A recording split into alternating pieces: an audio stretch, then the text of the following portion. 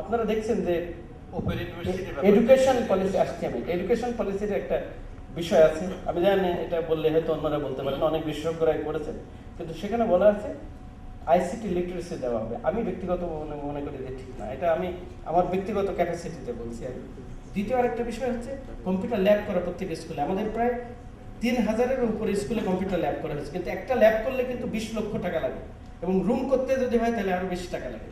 কিন্তু সেই টাকা দিয়ে আমি 20টা ক্লাসে 20 লক্ষ টাকা দিয়ে 6টা ক্লাস নেওয়া যায় মাত্র, অনলি 6 ক্লাস। তাও প্রথম দিকে এখানে প্রজেক্টর ছিল না, আমরা পরে ইনসিস্ট করেছি, হয়েছে দেখা যায়। কিন্তু এই 20 লক্ষ টাকা দিয়ে ডেলি 5টা বা 6টা ক্লাস নেওয়া যায়। কিন্তু এই 20 লক্ষ টাকা যদি আমি একটা ল্যাপটপ, একটা প্রজেক্টর, একটা কানেক্টিভিটি, একটা কন্টেন্ট ট্রেনিং দিই, তাহলে কিন্তু 20টা ক্লাসে কিন্তু ই লার্নিং করানো সম্ভব।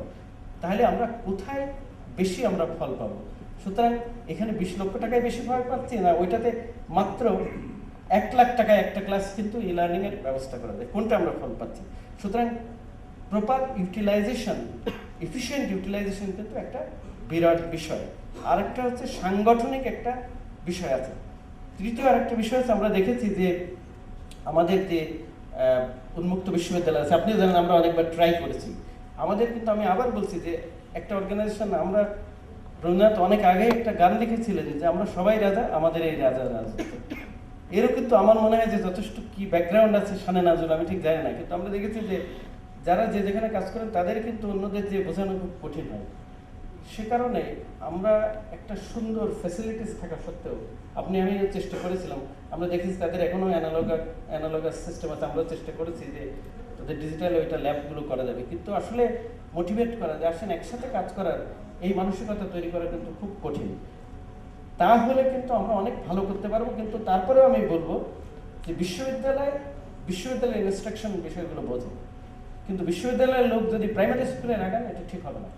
কারণ হচ্ছে তারা কিন্তু তাদের মন মানসিকতা বোঝে না। এক বিষয়ে কাজ করতে করতে তাদের একটা বিষয় এই হয়েছে, তাই যদি হতো তাহলে আর্মিরা তো তাদের অর্গানাইজেশন ভেরি এফিসিয়েন্ট, মাঠে যুদ্ধ করে, তাহলে আর্মিদের দিয়ে তাহলে সব অর্গানাইজেশন বলতো যে আমরা সিভিল সব অর্গানাইজেশন তাদের দিয়ে চলবো, এফিসিয়েন্টলি চলবে। কিন্তু আমাদের দেশে কিন্তু চলেনি, আমরা দেখেছি অন্য কোনো দেশে চলেনি। সুতরাং যারা যেদিকে তাদেরই করা দরকার, কিন্তু শেয়ার করা দরকার একজনের অভিজ্ঞতা আরেকজনের সাথে।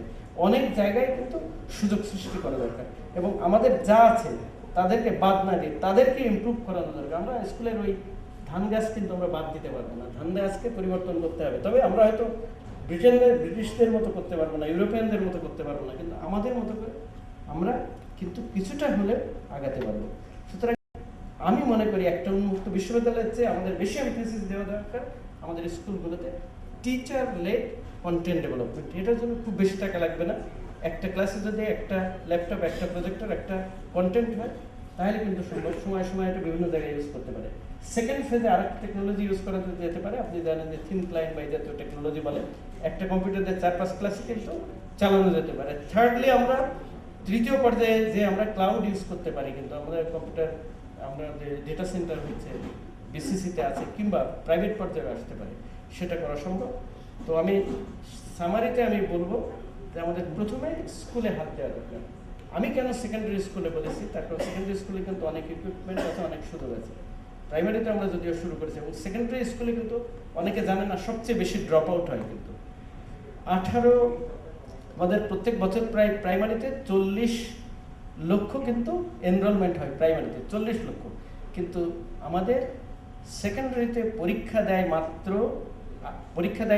12 লক্ষ মাত্র। তাহলে বুঝতে পারছি গ্যাপটা কোথায়। এখানে কিন্তু সবচেয়ে বড় গ্যাপ। প্রাইমারিতেও কিন্তু অত বড় গ্যাপ না। আরেকটা বিষয় হচ্ছে সেকেন্ডারি থেকে আমাদের বেশিরভাগ লোক কিন্তু বাস্তব জীবনে দেয়, সংসার জীবনে দেয়, কাজ করে, শেখে। সুতরাং এখানেই যদি আমরা ই লার্নিং করতে পারি, তাহলে কিন্তু আমরা বেশি ফল পাবো। তাহলে কিন্তু দেখা যাবে তারা বুঝতে শিখছে, রাস্তায় গাড়ি ভাঙবে না, তাহলে দেখা যাবে যে রাস্তায় দাঁড়িয়ে পেশাব করছে না, রাস্তায় যেখানে সেখানে পায়খানা করবে না, সেখানে নদীর ধারে খুব সহজেই করা যায় সেটা কিন্তু করবে না।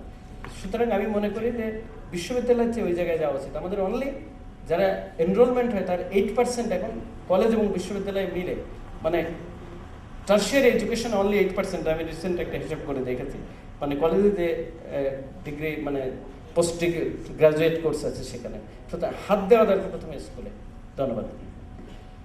আমরা একটু মেহবুব চৌধুরীর কাছ থেকে একটু জবাবটা দিয়ে দিই আর কি। উনি বারবার আমাকে লক্ষ্য করে বলেছেন যে আমরা ট্রেনিং দেবার সময় যে যাদের স্কুলে কম্পিউটার নেই তাদের নিয়ে এসে দোষটা কিন্তু সবটা আমার নয় আর কি, আমার ওখানে এসে ট্রেনিং হয়েছে, আপনি দোষ দিয়ে না দোষ উনি দিয়েছেন আর কি। আমার ওখানে আসলে ডিস্ট্রিক্ট এডুকেশন অফিসার যাদেরকে সিলেক্ট করে দিয়েছে তাদেরকে আমরা নিয়ে এসেছি, এবং আমি এবং উনি একসাথেই ছিলাম যে যাদের কম্পিউটার বাড়ি স্কুলে নেই অথবা বাড়িতে নেই তাদেরকে নিয়ে আসা হয়েছে। এটি ঠিক হয়নি আর কি, তাদেরকে আগে কম্পেয়ার করা হচ্ছিল অথবা তাদেরকে এনকোয়ারি করা হচ্ছিল তাদের কম্পিউটার আছে কি না।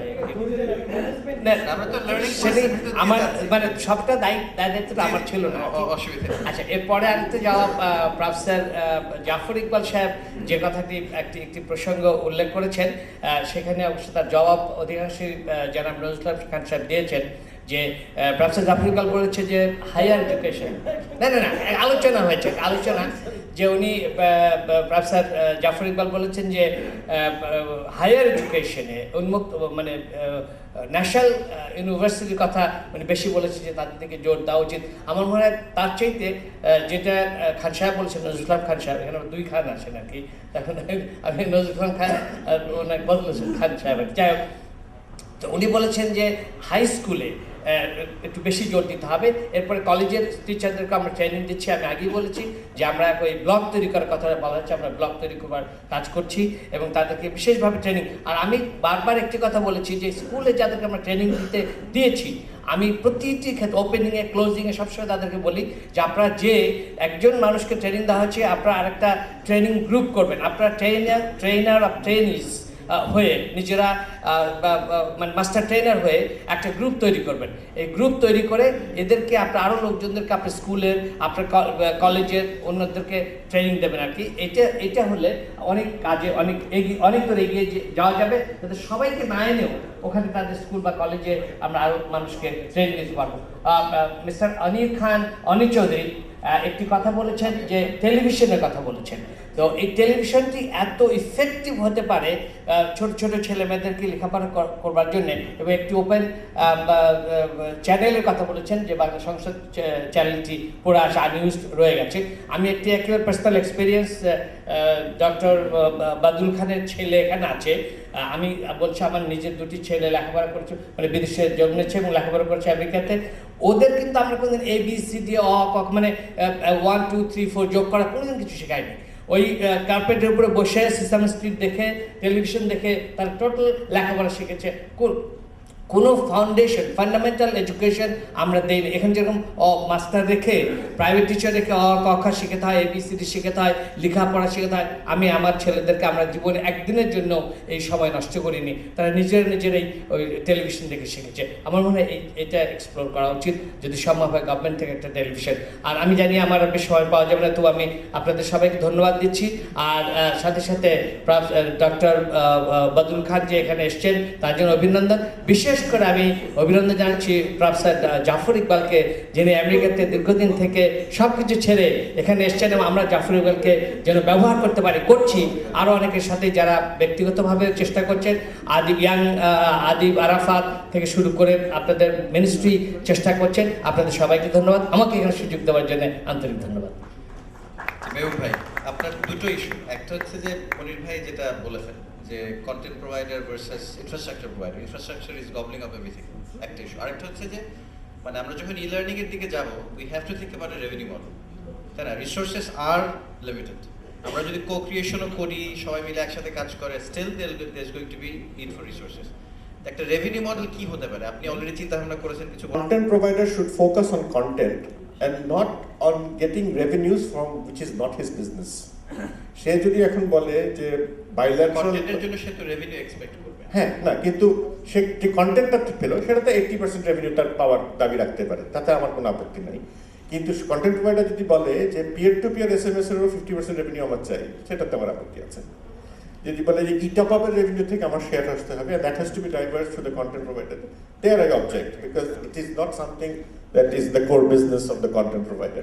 But when it comes to যে কোনো content provider, বাংলাদেশের পরিপ্রেক্ষিতে আমি একটা জিনিস বলতে পারি, আমাদের এখন পর্যন্ত যে সকল প্রয়াসগুলো আমি দেখেছি বাংলাদেশের কন্টেন্টে খুবই ছোট, এবং সেগুলো ঠিক একটা ন্যাশনাল স্কেলে নিয়ে যাওয়ার মতন। হয়তো গাছা কিনা বিজাকে প্রশ্ন আসতে পারে যে আমি ছোট করেই করলাম, পরে রেভিনিউ দেন না বলে ইনফ্রাস্ট্রাকচার প্রোভাইডাররা আমরা গ্রো করতে পারি না।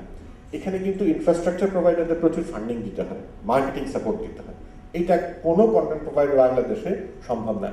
মিরান ভাই একটা সুন্দর ইয়ে দিলেন যে hollywood.com যেটা থাকে, যেটা সেখান থেকে 1 লাখ হিটস হচ্ছে প্রতিদিন, সাবস্ক্রিপশন আছে, very good content. What is the problem? Problem is entertainment content sells a লট।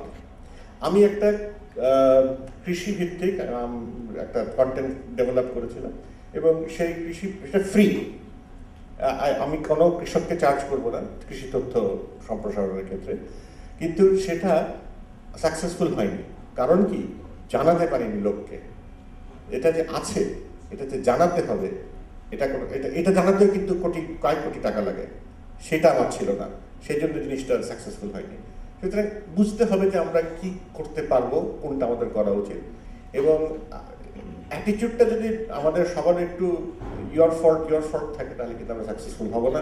অ্যাটিটিউডটা থাকবে I have a fault, you also have a fault, I don't want to see your fault, let's do it together. সেভাবে যদি এগোই, হয়তো utopian but possible. Small initiatives has to happen. Open University has the best facility to খুব তাড়াতাড়ি e-learningটাকে use করে quality of এডুকেশনটাকে, যে last ফেজে যারা আমরা ইউনিভার্সিটি ছাত্রছাত্রীদেরকে বের করছি, তাদের কোয়ালিটিটিভ ইমপ্রুভমেন্ট করা। কারণ তাহলে আমরা সেই কন্টেন্টগুলো যেটা আমরা আজকে বদরুল খান সাহেবের কাছ থেকে শুনলাম, how to design a content, we have to take help from these institutions so that our contents are very tangible and more reflective of the need. এর সাথে সাথে আমি মনে করি যে দেশের 60% লোকই এখন আমরা তরুণ সমাজ বলে মনে করি, সেখানে প্রাইমারি সেকেন্ডারিকেও বাদ দিলে চলবে না। কিন্তু সবার সব কিছু করার চেষ্টা করা উচিত না। যার যেখানে আমাদের স্পেশালাইজেশন আছে সেখানে আমরা সেটা করবো। ইনফ্রাস্ট্রাকচার প্রোভাইড করার জন্য there is a cost and there is an investment. এটাকেও যদি আমরা ইগনোর করি, তাহলে ইনফ্রাস্ট্রাকচার ডেভেলপমেন্ট বন্ধ হয়ে যাবে। সেদিকে একটু খেয়াল রাখতে হবে যেন ইনফ্রাস্ট্রাকচার সার্ভিস যারা প্রোভাইডার আছেন, তারা যেন মোটামুটি ইনফ্রাস্ট্রাকচার সার্ভিসটা stable, quality acceptable infrastructure provide করে যান। কিছু কিছু মানসিকতার পরিবর্তন দরকার। আমি যখন একটা ভিডিও কন্টেন্ট দিতে চাইলাম মোবাইলের মাধ্যমে, তখন আমার একটা নিষেধাজ্ঞা আসলো, তাহলে তো এটা টেরেস্ট্রিয়াল টেলিভিশনের সমান পর্যায়ে চলে যাচ্ছে, এটা দেওয়ার দরকার নেই, এটা ঠিক না। আমার মনে হয় এই পরিবর্তনগুলো সব জায়গাতেই কিছু কিছু প্রয়োজন। ওভারনাইট আমি আশা করি না, চেষ্টা সবাইকে করে যেতে হবে, নিশ্চয়ই পরিবর্তন হবে। হয়তো আমি ভুল করেছি প্রথমে বলতে যে ক্যাপটিভ কন্টেন্ট অন ভিডিও দেওয়া সম্ভব, এটা আবার বলা উচিত ছিল ভিডিও ক্লিপস দেওয়া সম্ভব, তাহলে হয়তো বুঝতে সুবিধা হতো। এই ধরনের কিছু জিনিস আছে যেটা আমাদেরকে হয়তো বাস্তবতার সাথে খাপ খাইয়ে, প্রয়োজনের সাথে মিল খাইয়ে আমাদেরকে এগিয়ে যেতে হবে। আর রেভিনিউ শেয়ারের ব্যাপারে যদি কারোর কোনো আক্ষেপ থাকে, আমি মনে করি যে bilateral discussions can always happen for the good of the content, for the good of the people. সেটা যদি না সম্ভব হয়, ডেফিনেটলি বাংলাদেশে ত্রিপাক্ষিক কোনো আলোচনার মাধ্যমে সমাধান করা সম্ভব। ধন্যবাদ।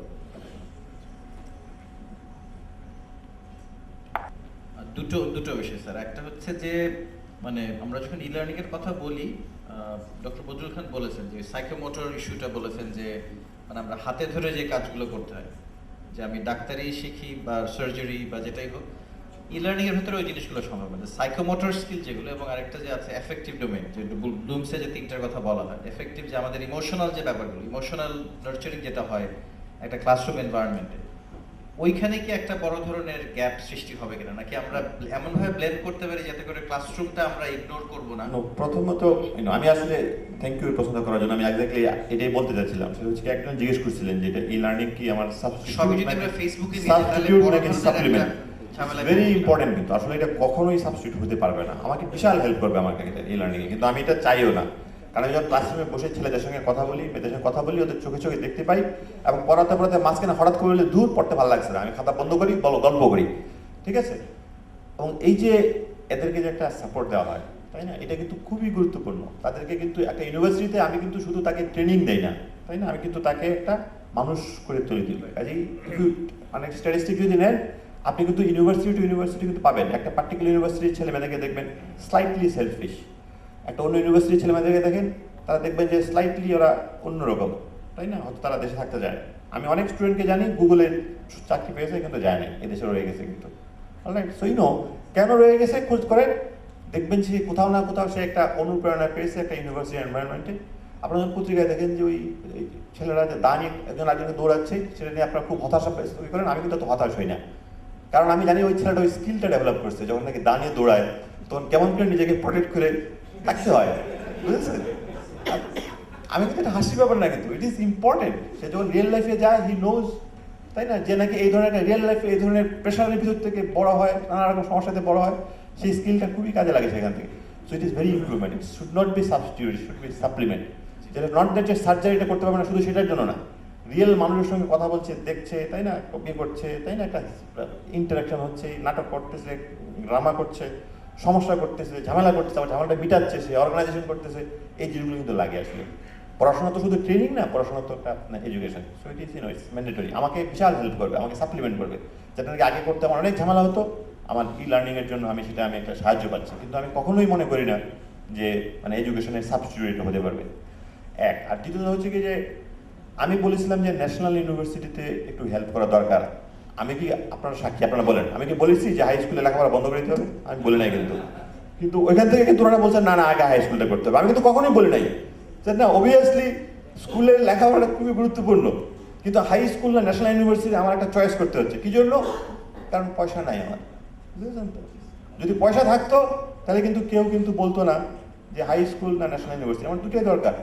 কাজে কেউ আমাকে, আমি খুব খুশি হইতাম যদি মানে আমাদের খান সাহেব এনায়েত খান যদি উনি বলতেন যে এডুকেশনে আমরা টাকাটা দিতে পারছি না, কারণ বাংলাদেশের আরও অনেক প্রায়োরিটি আছে, সেই প্রায়োরিটিতে টাকা দিতে দিতে গিয়ে আমার এডুকেশনটাকে কমে আসছে। কিন্তু উনি কিন্তু এখনও বলছেন যে টাকাটা গুরুত্বপূর্ণ না, টাকা ছাড়াও অনেক জায়গায় লেখাপড়া হয়। আমি কিন্তু মানতে রাজি না। আমি কিন্তু আপনাদের সবাইকে বলবো, বাংলাদেশ কিন্তু কাতার ডিক্লারেশনে সাইন করে আসছে 6% টাকা দেবে ইয়েতে তাদের জিডিপি, কিন্তু সে 2.4% বেশি দিচ্ছে না। এবং গত বছর ইনফ্যাক্ট টাকা কিছু মিলিটারিকে দিয়েছে, অলরাইট, আর্মিকে টাকা দিয়ে আমাদের এডুকেশন টাকা কিন্তু কমে গিয়েছে। ওনারা যদি পরিষ্কার করে বলেন যে হ্যাঁ আমার আর্মিকে টাকা দিতে হবে কারণ এটা হচ্ছে আমার ইনভেস্টমেন্ট আমার ডেমোক্রেসির জন্য, নাহলে ওরা কুকুরে আমার থেকে ক্ষমতা নিয়ে নেবে, যেন ওদের খুশি রাখতে হবে, আমার আপত্তি নেই, আমি শুনতে রাজি আছি। কিন্তু যদি বলেন যে না টাকা লাগবে না, আসলে এত কম টাকা দিয়ে অনেক ভালো লেখাপড়া হয়, আমি মানতে রাজি না। আমাদের এই আসাম ইউনিভার্সিটিতে, একটা ইউনিভার্সিটিতে গিয়েছিলাম, সেখানে 1200 পিএইচডি, জাস্ট সিঙ্গেল ইউনিভার্সিটি, প্রত্যেকটা ইউনিভার্সিটির প্রত্যেকটা স্টুডেন্টকে 15,000 করে রুপি দেওয়া হয় যারা নাকি পিএইচডি করছে। আমার সারা ইউনিভার্সিটিতে 1200 পিএইচডি নাই। তারপরে যদি আমাকে শুনতে হয় যে না আসলে টাকা পয়সাটা ইস্যু না, আমার তখন মনে খুব কষ্ট লাগে। আপনারা যারা আছেন প্লিজ ফর গড সেক বলেন গভর্নমেন্টকে তোমাকে টাকা বাড়াইতে হবে। আমি একটু